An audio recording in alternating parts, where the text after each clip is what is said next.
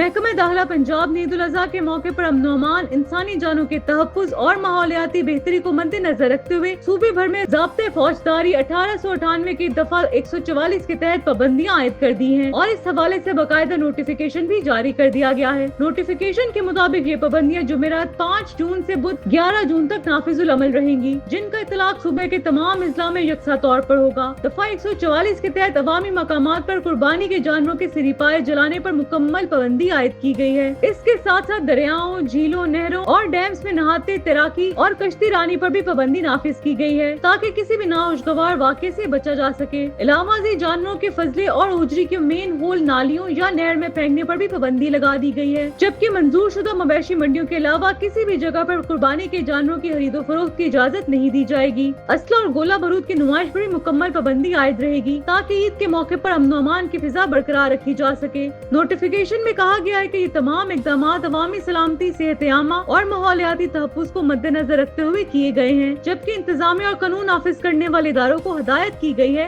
कि इन अहकामात पर सख्ती से अमल दरामद यकीनी बनाया जाए।